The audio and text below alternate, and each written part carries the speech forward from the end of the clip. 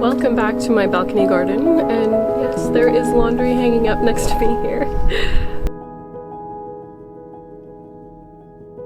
This is actually the start of the harvest season. We're only in August, so it's not technically fall yet. However, I was about to cut and harvest and dry actually a few herbs this afternoon, and I thought I would actually film it because a lot of the herbs that I'm harvesting I grew on my really small outdoor balcony and tiny garden space, and these herbs are all super easy to grow in containers, so I thought it might be of interest to any of you. Today I'm going to talk about my favorite herbs to grow that are calming and soothing, and I'm going to go into a little bit about how I use them or how they could be used. Of course, herbs always have medicinal qualities, so you should always do your own research before using them yourself, like I did before I started using herbs. But with that said, I just thought I would talk about how I grow them, where I grow them, and how I use them, in the hopes that maybe some of you, especially if you have a really small garden space or if you only have like a little balcony or windowsill, this should be perfect because yeah, they're not hard to grow and they can definitely grow in containers and small spaces.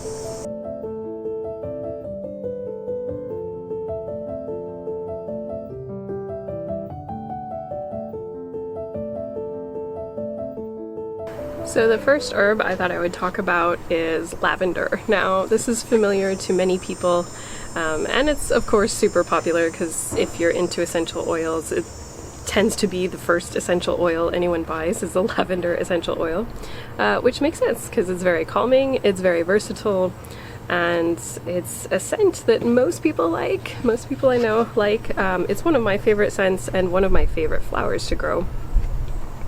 And the bees love it, by the way. It's really easy to grow in containers. I have it just in a simple container. I actually purchased it in this container, but I've also grown my own lavender plants in similar containers, and I often use ceramic or terracotta containers. It does totally fine. I always put in a soil. It tends to like kind of a cactus mix of soils, so a more sandy or poorer soil quality. I would not put this into a rich potting soil. This happens to be English lavender. It's in full bloom right now. It tends to bloom in late July and August, but different varieties of lavender will bloom at different times.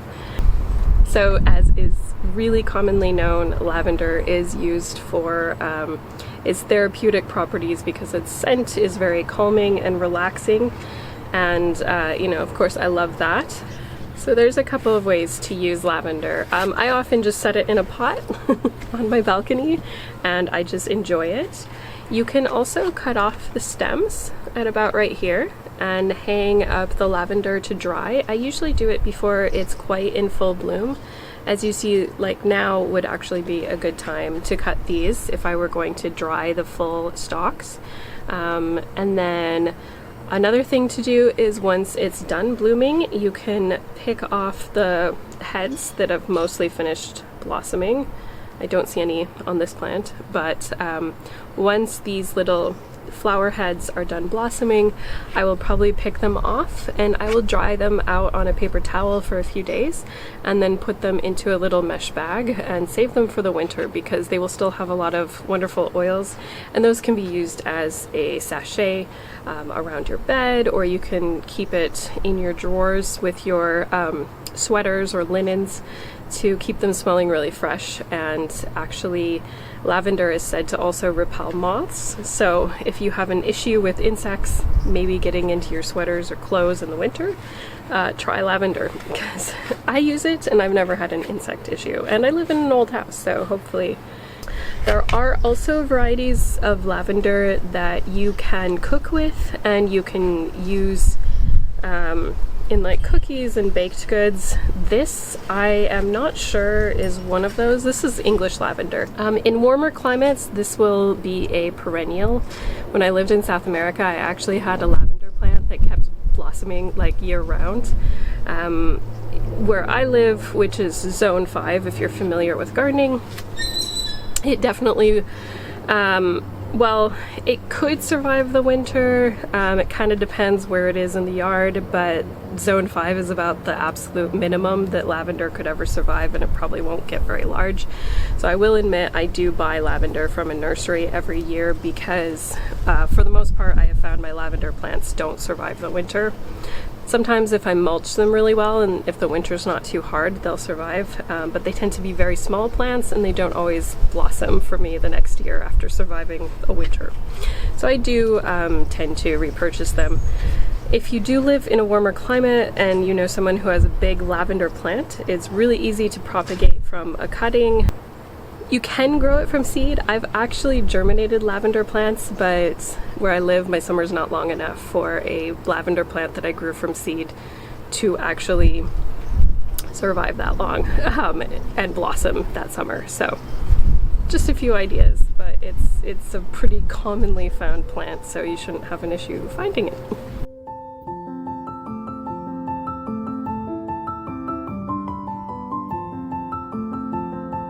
This camera angle doesn't work so well because I've got a tomato plant in the way and I can't move it.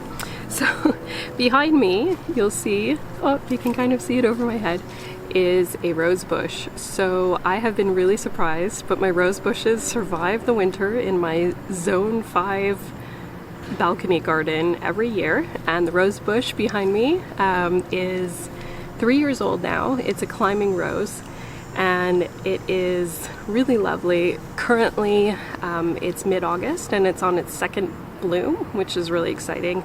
It first blooms in June, takes the rest in July, and then blossoms again in August. So roses are edible. They're actually related to the apple, believe it or not. And you'll kind of see that because their blossoms are a little bit similar to an apple blossom.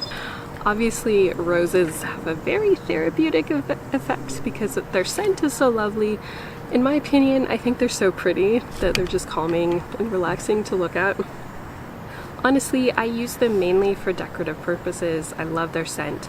I do dry their petals, which means I just kind of gently take a rose in my hands and I will gently kind of pry the petals away from the center of the flower.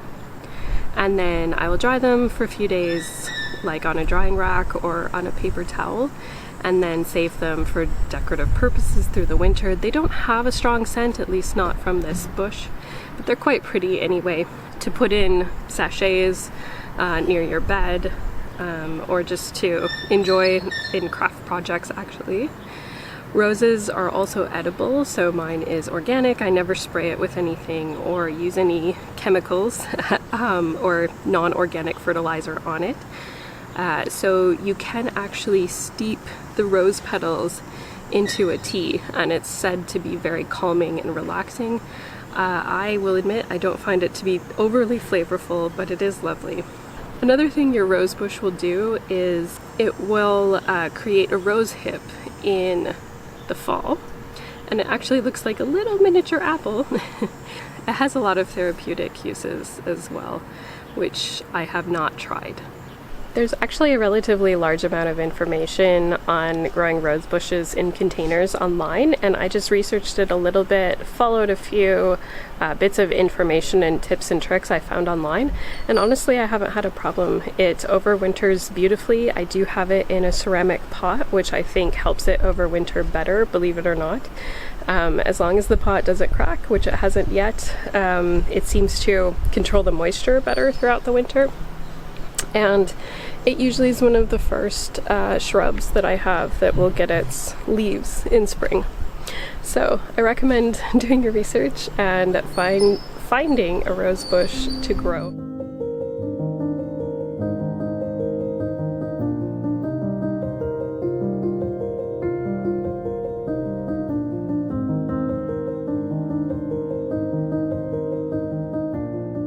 So behind me in this raised bed, I have two herbs that I grow for their calming purposes. So one is the scented geranium, which is one of my favorite plants, and I grow it purely because it smells amazing and it's very relaxing and calming when you smell it. And it grows wonderfully in containers. It is not fussy at all. It actually overwinters in my house beautifully. It kind of has a rest period. It doesn't lose leaves, but it will sort of slow down its growth in the winter. I water it sparingly. I kind of treat it like a succulent, and it always comes back in the spring and transfers outside, back outside beautifully. So I love those, and there's so many different varieties. You can germinate them from seed, which is really, really tricky. It takes several months, but I have germinated a few successfully from seed that I ordered online. And then there's also I just get plants from nurseries, and they're really easy to propagate actually from cuttings. So a lot of options with scented geraniums. I just keep them in their own little terracotta pot, and sometimes I plant them, as you can see with this one, sometimes I plant them outside in my raised garden beds. Scented geraniums are, to my knowledge, actually edible. I have not tried eating them. I think you do have to make them into like a jam or a jelly, so do your research online, of course. I haven't tried that, and I don't think I can just like straight up eat the leaf, although I'm not positive on that. I've actually brought my guinea pigs out to the garden, and my guinea pigs have beelined towards them and started to eat the leaves, so I don't know what that means. I would think that would be too strong for them, but apparently not. Also, next to the scented geranium, I have holy basil, one of many, many holy basil plants. So this is just a little one. Holy basil I actually originally got this as a cutting. It's very, very easy to grow from a cutting. Just put it in water for a few weeks, it'll grow roots, and you can put it directly into soil. But from that cutting, I've gotten so many other plants because once they go to seed, they produce so many seeds. It's very easy to save the seeds and then to either replant from seed. It's actually reseeded itself in the garden, which is shocking because it survives these incredibly cold winters, and I don't know how it does that, but anyway. I have little holy basil seedlings all over my garden. But the reason I grow it is, again, I just love the scent. I find the scent to be very calming and therapeutic. But it's also one that's very easy to make into a delicious herbal tea. So a lot of people use it as an herbal tea. I have done that before. I actually find the flavor is quite strong, so I usually dilute it with like a green tea or something else. But yeah. It's a really fun one to have in the garden, and the best part is the smell. Its flowers are really pretty too.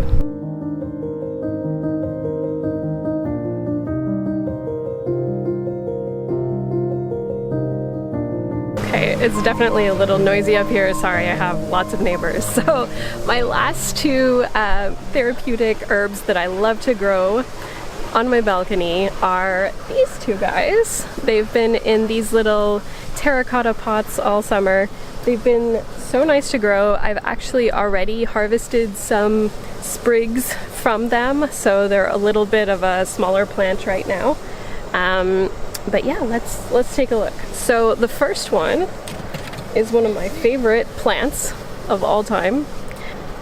This is lemon verbena. Now, I actually saw huge shrubs of this when I visited Morocco a few years ago, and Moroccans love to dry it and make an amazingly delicious lemon verbena tea. It's really common in Morocco, and I had it when I was there. So I'm able to do the same thing with this little plant. It has really enjoyed the extremely hot summer we've had this year, so I've been able to harvest a lot more from it. As the name suggests, it tastes like lemon, a really nice, sweet, kind of lemon drop lemon. It's really great. And yeah, my favorite way to use it is definitely in teas, and also just clipping it off and putting it in bouquets of flowers is really nice, because it smells great and it's kind of a pretty plant anyway. So very easy to grow in containers. I've tried to overwinter it. Unfortunately, I haven't had any luck bringing it inside for the winter, even though I read online that I could. Definitely won't survive the winters we have, so I do purchase it every spring from a nursery. The other plant I really love is this one. So I really love lemon balm. Lemon balm is actually incredibly easy to grow from seed, from cuttings. I did purchase this one from a nursery because I had a hard time getting my seeds to germinate this spring. So in a lot of warmer zones, this will take over your garden because it's closely related to mint, and it does like to spread around and grow kind of wild like mint will, so you know, be careful. I just keep it in this terracotta pot and it has grown really nicely. So lemon balm is kind of, to me it tastes like a lemony version of mint. It's a little different than lemon verbena. It's not as soft, it's quite kind of potent. It has still has a pretty sweet taste, and again, the way you can use it is in tea. I just love the scent. I love having it around. With all the plants I'm talking about, I just love to rub their leaves or brush up against their leaves, and they release their essential oils and their aroma, and so that's what I enjoy so much about having them around. Super easy to grow. I did have some escape from my garden one summer, and it's now growing wild in kind of my tiny backyard, and it's actually going to seed right now, so I'm probably going to have lemon balm take over back there. So do keep an eye on it, because even in places with really harsh winters like where I live, you can definitely have lemon balm take over, but nonetheless it smells so good that I always want it around.